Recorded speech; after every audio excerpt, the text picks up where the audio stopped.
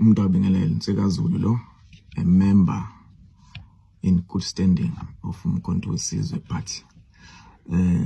Ngifisa nje ukuthinta noma kungasona istatement esi-official, but ngifisa ukuthinta udaba olufakwe umhlonishwa ngizokubiza kanjalo uMancinza Mankinsela inkinga aMancinza Zondi ku Facebook eveze khona isithombe sami kunamagama nje ebehlambalaza ngoba even ngama comment abantu ke I don't blame abantu they are too quick to judge, but mina mhlonje ngicela njengomuntu okuhloniphayo uma usuveza ama statement noma ama allegations because you are capable uveze nama proof akhona ukuthi nansi proof.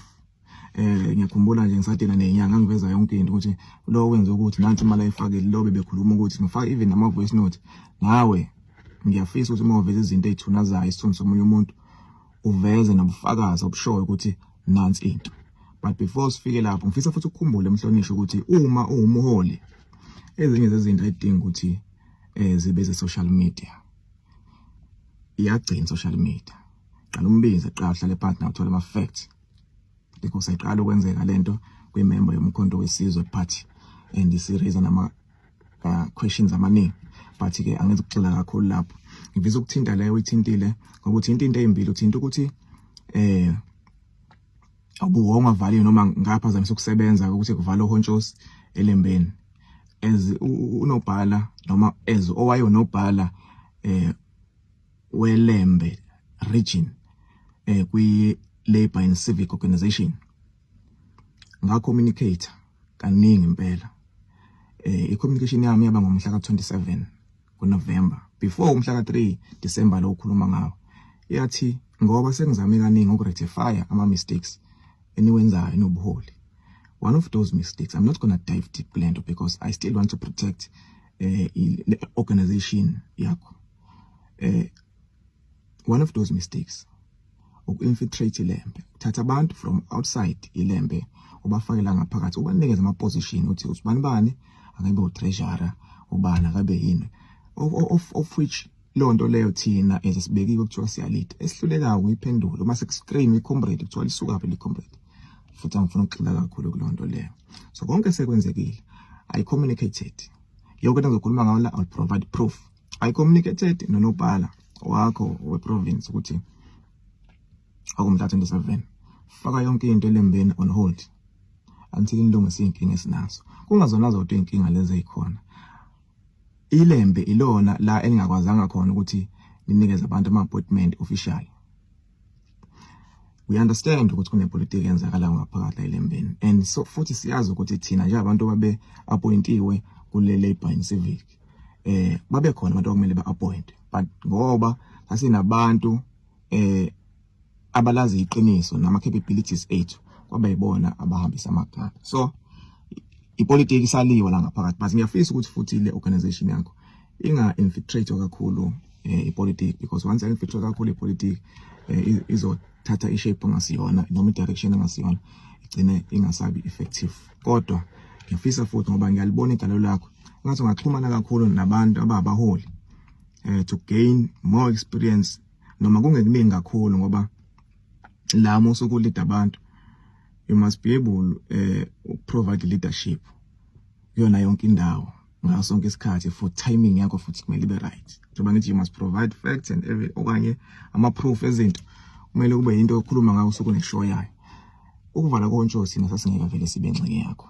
Lokho ngangicommunicate mhla ka-27 November ukuthi ayikho into ezokwenzeka eLembeni, put everything on hold. Khuluma nobhala mengandlisanga message wena I'm sorry, but ngakhuluma futhi nawe ngomhla ka-27 ngomhla ka-3 December over the phone ubuza ukuthi kwenzakalani indaba uNtshose uvuliwe and also ngakutshela ukuthi uNtshose uvuliwe ngalezi izathu. Yangimangaza ke mawuthi ngaphazamisile lokusebenza navala uNtshose kwavala uNtshose ngafika mina ngawuvula, of which was a collective decision from the entire detachment yeLembe ukuthi iLembe lakho angikuveze futhi ukuthi asizokwenza lutho, so put everything on hold. Again ngifuna ukuthinta nje lokho ngihlale kakhulu khona. Ngiyacela Mhlonishwa ngoba statement sakho phinde waveza ukuthi ngakhiphela ikhansela isibhamu ngidemand imisebenzi ngiqasha abangani bami ngiyafisa mhlonishwa ukuthi ungangeni kakhulu kwepolitiki ungayi-understand ekakhulukazi lama politiki asuke ward based. Njengoba manje ukhuluma izinto ze-ward yami la ngihlala khona, ukhuluma izinto ongenabo ubufakazi bazo. Uyabona ama-allegations owenzayo very very serious. So ngiyacela mina ngeke ngize ngihlambalaze ngeke ngiveze izinto ezigcina zihlambalaza, but ngiyafisa ukuthi uma usekuyona lento yakho ithi thinta umkhonto wesizwe party, mina ucabangele ubuholi, ucabangele membership yomkhonto wesizwe party. I understand ukuthi okunye kwalimaza kakhulu ukuthi sihambe semandeni siyolwa nomqashi owayekanga ngabantu emafemini okwakuyishayini. Safike sa recruiter more than 200 membership, while nawe i-organization yakho isikwazi ukuthi ithathe ubulungu noma i-membership. Okay, kokunye sike singeke-understand, mina ngeke ngeke-understand njengonobhala okuyena ogcina okela umlilo, because yena obehambisa izinto ukuthi senzeka kanjani izinto singabenziwe sahlaliswa phansi. Ngoba even nayo le yahontshosi ngayi-raise futhi ukuthi why. Yeah, we understand ukuthi kune crisis ekhona, but why ningabizwa ubuholi hlalwe phansi kuthiwa buholi nento kanje. We engage lezo zinto lezo, umuntu abeke iview yakhe nalapha. Ngoba kunye will find uhontshosi abasendaweni zasemakhaya athi khona legal study foreign, and we understand ukuthi kuliwa nalabo abanama foreigners, and we were willing ukuthi sihambe siyochecka yonke into ukuthi ngempela la bakhona ama foreigners noma la weke ama foreigners. Kune message eyangiphatha kabi mina, I'm an activist. I think vele mhlasimpe kokunye if ungenayo inhliziyo yabantu ezinye izinto uyibuka uyikhele phezulu. La ngihlala khona kwaDukuza uhontshosi abakhona, abantu abasebenza khona, abantu bala kwaDukuza noma abantu baselembeni kuphela, aleke foreign. But sasizobavala khona kunjalo ngoba into eqhamuka from national.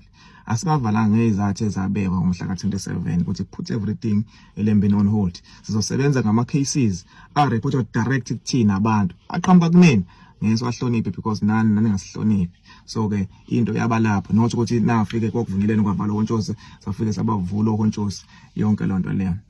Okunye mhonisha yabona uma wenza statement bese ufaka ukuthi ngenza i-extortion, ngisabisa u-subcontract, also contractor ukuthi ngithola umsebenzi, ngiqhatha nephoyisa phela bazongithuma uphutha uboneni labantu labo bazovele bengithathe ngempela ukuthi uZulu nawo lendi politiki yasewadini, politiki yasendaweni engihlala kuyona, ngusukungena deep kuyona wenze ama statement uphushwa abantu. Le statement osenzile usenze because sihendwe kuwena umuntu, lo muntu lo osende kuwena ngo-9 something ekseni ubesazi ukuthi uzothini wena ngo-12. I've got proofs. So ngiyacela mhlonishwa ungasebenzisi i-popularity yakho ukuthenisha amalungu omkhonto wesizwe nodicela phansi amagama noma isithunzi noma izithunzi zalaba abangamalungu omkhonto wesizwe party, while nawe uthi uyilungu lomkhonto wesizwe party. We understand ezinye izinto zenzeka kanje sigcina sekuthiwa nansi mayibuye. We understand ukuthi ezinye izinto zenzeka kanje abantu mabengayibona kuma list babe nezinto ebabhekayo ukuthi cha phela thina sizosuka sizenzele kanje ngendlela. So siyacela uyana sonke siku struggle. Mina angeke ungitshele uma kukhulunywa ngokulela umuntu omnyama wakithi. I risk my life every day, even nale wade ngihlala kuyona. Ngisabonakala enkundleni zokuxhumana simply because I'm still working the ground. I'm not working the ground for mina ukuthi ngibe mayor, ngibe uspeaker, ngiphathe umasipala noma ngibe yini. Cha, into engizalwe nayo, so ngeke uzuyithathe kumina. No one will take that away from me. So ngiyacela mhlonishwa, inhle into oyenzayo, sondela kakhulu ke manje nabantu abangabaholi professional abazoku-eda kakhulu kulokho onakho, more especially when it comes to my allegations.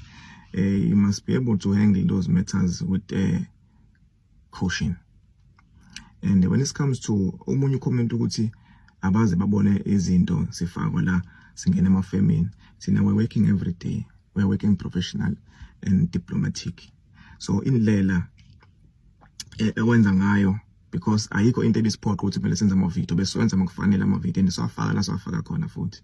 So when even though bungawafaki kwelakhi page but thina besiwafaka, but ama-cases amaningi njengoba manje ngisuka la ngizowa hand over lo muntu engizohanda over again ama cases asevele sewiniwe lawo baxazulelile abasebenzi inkinga zabo amanye besephakathi nawo.